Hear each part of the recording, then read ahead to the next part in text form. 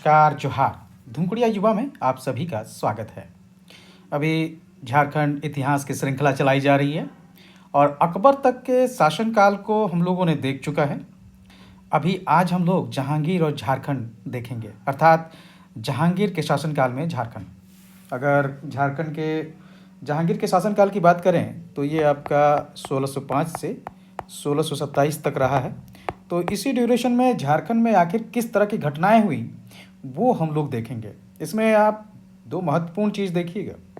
एक पहला, आखिर हीरे की परख से कौन सा राजा आज़ाद हुआ, और दूसरा किस राजा को शेर के सामने खाने के लिए छोड़ दिया गया था।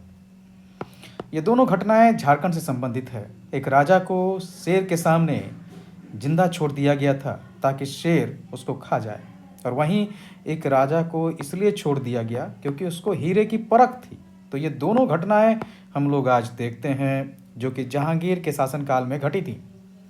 अभी 14 जेपीएससी को लेकर हमारी क्लासेस लगातार चल रही हैं और अभी इसमें सिर्फ इस बार अर्थात 14 जेपीएससी के लिए सिर्फ 100 स्टूडेंट्स ही लिए जाएंगे। अभी तक इसमें 20+ स्टूडेंट्स एडमिशन ले चुके हैं। तो अगर आप चाहें तो इसमें एडमिशन ले सकते हैं। हमारी फीस अभी 2000 पर मंथ है। तो इसके साथ ही हम लोग इसमें मेंस आंसर राइटिंग और आपका पेपर 1 और पेपर 2 पीटी का दोनों के टेस्ट भी चलाए जा रहे हैं, और मेंस का GS3, GS4, 5 और 6 इनका आंसर राइटिंग चलाया जा रहा है।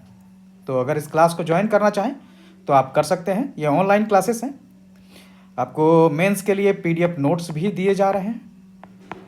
चलिए अब देखते हैं हम लोग जहांगीर एवं झारखंड। तो झारखंड के संदर्भ में हम लोग जिन राज्यों को देखेंगे उसमें पहला कोकरा या नागवंशी राज्य, दूसरा पलामू जो कि चेरो था, तीसरा हम लोग इस क्षेत्र को देखेंगे जो कि मानभूम क्षेत्र के अंतर्गत आता है, और सिंहभूम।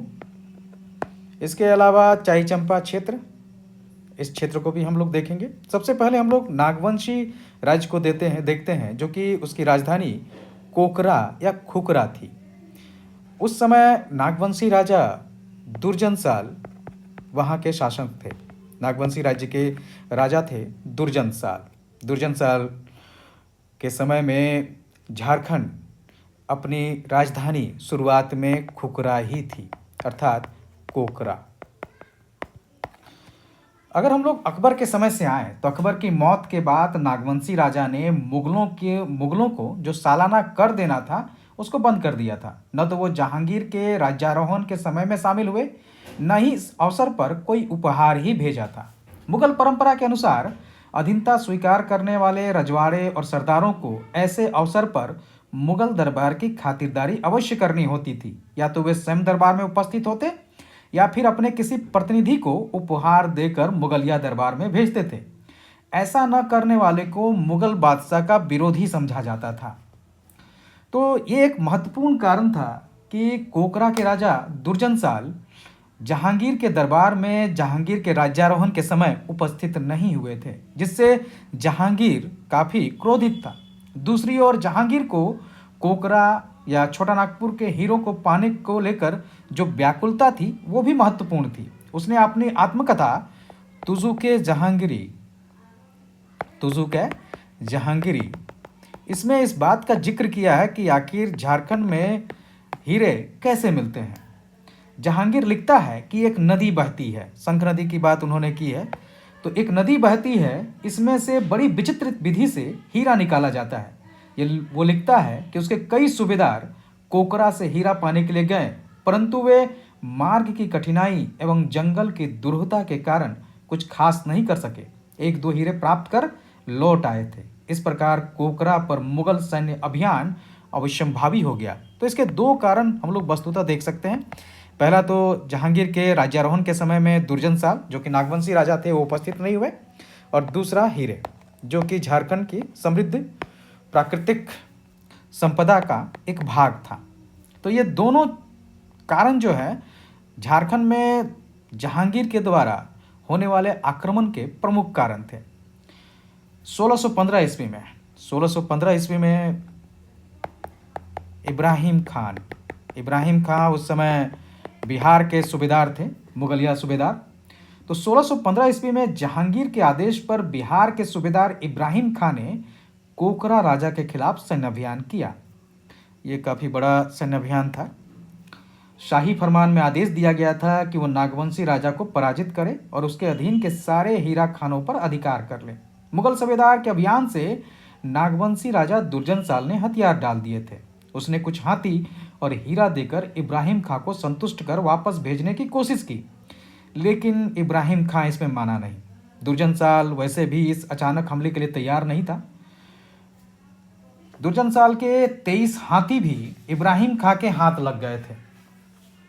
डॉल्टन ने नागवंशी राजा के पारिवारिक स्रोत के आधार पर लिखा है कि पराजित राजा ने अपने को मुक्त करने के लिए 48 करोड़ के हीरे और जवाहरात और सोना चांदी मुगल सूबेदार को समर्पित करने की पेशकश की। मतलब उसको देने की पेशकश की, आप 48 करोड़ के हीरे जवाहरात और सोना चांदी लेकर हमको छोड़ दीजिए। लेकिन इब्राहिम खां माना नहीं। इब्राहिम खां बिल्कुल माना नहीं। उसने उसे जहांगीर की सेवा में पेश कर दिया। इस अभियान की सफलता से जहांगीर बहुत खुश हुआ और इब्राहिम को फतेह जंग की उपाधि दी। साथ ही इसके मनसबदारी को बढ़ाकर 4000 मनसबदारी कर दिया। इस अभियान में शामिल सैनिकों को भी पुरस्कृत किया गया।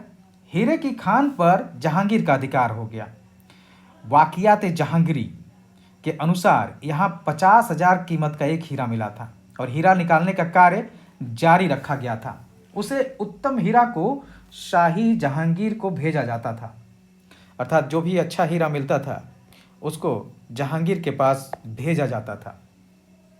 1617 ईस्वी में अगर हम हीरो की ही बात करें तो 1617 ईस्वी में इब्राहिम खान ने 9 हीरे जहांगीर को भेजे थे, जिसमें से एक हीरा 14.5 टंका का था और उसकी कीमत 1 लाख रुपए आंकी गई थी। अर्थात कहें तो उस समय वो काफ़ी कीमती हीरा था। कोकरा के संख नदी से जहांगीर को कई हीरे मिल चुके थे। अब 1615 के आक्रमण के बाद दुर्जन साल, जहां एक और हीरे का खनन तो लगातार जारी रखा गया, वहीं दुर्जन साल को कैदी बनाकर ग्वालियर के किले में कैद कर लिया गया। इनको आज़ाद करने की कहानी भी बड़ी विचित्र है। ये घटना जुड़ी है एक बैगनी हीरे से। बैगनी हीरा काफ़ी दुर्लभ था, उसकी शुद्धता की जांच करनी बड़ी ज़रूरी थी। तो ऐसे ही एक बैगनी हीरा जहांगीर के पास आया। वो उसकी शुद्धता की जांच करना चाहता था। उसे दुर्जन साल का ध्यान आया, क्योंकि दुर्जन साल हीरे राजा के रूप में प्रसिद्ध था। दुर्जन साल को बुलाया गया क्योंकि उसको हीरे का पारखी माना जाता था और असली नकली हीरा परखने के लिए उसको आदेश दिया गया। हीरो की शुद्धता की जांच के लिए दुर्जन साल ने बादशाह को सलाह दी कि दोनों हीरो को 2 भेड़ों के सींगों में बांध दिया जाए और उन्हें लड़ाया जाए। जो असली हीरा होगा वो सही सलामत बच जाएगा और जो नकली हीरा होगा वो चूर चूर हो जाएगा। बादशाह ने ऐसा ही किया और इसके आधार पर उसके सही हीरे की पहचान कर ली गई। जहांगीर बहुत खुश हुआ और उसने दुर्जन साल को कैद से आज़ाद कर दिया।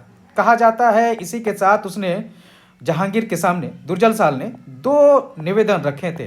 पहला निवेदन ये था कि जहांगीर के साथ ग्वालियर दुर्ग में कैद 12 राजाओं को मुक्त कर दिया जाए। वास्तव में ये काफ़ी साहसिक कार्य था, जहां एक और उसने अपने आज़ादी के साथ साथ 12 राजाओं को आज़ाद करने की प्रार्थना की थी। दूसरी ओर उसके अलावा एक और उसने मांग की थी कि मुगल दरबार में जहांगीर के समक्ष उसे कुर्सी पर बैठने का सौभाग्य दिया जाए। वास्तव में यह विशेष गौरव का प्रतीक था, क्योंकि एक स्वतंत्र देश के राजदूत टॉमस रो को भी जहांगीर ने अपने दरबार में बैठने के लिए कुर्सी नहीं दी थी, लेकिन दुर्जन साल को ये गौरव प्राप्त हुआ था। दुर्जन साल के हीरा परखने वाली घटना और इसके आधार पर मुगल कैद से उसकी मुक्ति की बात किसी भी समकालीन मुगलकालीन इतिहास के स्रोत में नहीं मिलती है। तुजू के जहांगीरी में केवल कोकरा अभियान के दौरान राजा को बंदी बनाकर मुगल दरबार भेजे जाने का जिक्र है। मुगलों द्वारा हीरा प्राप्त करने और दुर्जन साल को ग्वालियर दुर्ग में भेजे जाने का वर्णन मिलता है, लेकिन उसकी मुक्ति का नहीं मिलता है। इसका कारण हो सकता है कि जहांगीर अपने शासनकाल के 17वें वर्ष के बाद बीमारी से काफ़ी कमज़ोर हो गया था और उसने अपनी आत्मकथा को पूरा नहीं किया था। ये काम दिया गया था मोहम्मद शाह को, और हो सकता है मोहम्मद शाह को ये घटनाएं उतनी महत्वपूर्ण नहीं लगी, इसीलिए उसने इसका जिक्र नहीं किया। हीरा परखने और मुगल कैद से दुर्जन साल की मुक्ति का विशद वर्णन नाग वंशावली के आधार पर डॉल्टन ने दिया है। दुर्जन साल वापस आकर उसने एक नई राजधानी बनाई दोईसागढ़ में, जिसको नवरत्नगढ़ भी कहा जाता है। और इसको बनाने के पीछे कारण था कि खुकरा जो राजधानी थी वो बिहार के अधिक नज़दीक थी, जिसके कारण बिहार के मुगलिया सूबेदारों का आक्रमण गाहे बगाहे हो जाता था। लेकिन दोईसागढ़ या नवरत्नगढ़ वो बिहार से उससे अधिक दूर था, इसलिए नवरत्नगढ़ को या दोईसागढ़ को राजधानी के रूप पर चुना गया। अब आते हैं हम लोग चेरो और पलामू। पलामू में उस समय चेरो राजा थे भगवंत राय। इसके पूर्व उसके पिता सहबल राय भी रहे हैं।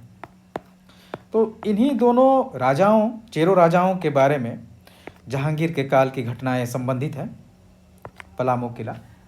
पलामू पर जहांगीर के किसी स्वतंत्र अभियान की जानकारी नहीं मिलती है, परंतु इस काल में मुगल और चेरों के संबंध सौहार्दपूर्ण नहीं थे, मित्रवत नहीं थे। चेरो जहांगीर को अपना शत्रु समझते थे, और इसका कारण था कि चेरो राजा भगवंत राय के जो पिता थे सहबल राय को जहांगीर ने पकड़कर भूखे बाघ के पिंजरे में छोड़ दिया था। कहते हैं बाघ या शेर जो भी था, भूखे बाघ के पिंजरे में छोड़ दिया था, और बाघ ने सहबल राय को मृत्यु, या कहें तो ये लड़ते हुए मारे गए शेर के साथ में। सहबल के पुत्र भगवंत को मुगल सेना कैद करना चाहती थी। इसके बाद सहबल के जो पुत्र थे भगवंत चेरो, इनको भी मुगल सेना पकड़ना चाहती थी, लेकिन भगवंत ये काफ़ी चालाक थे।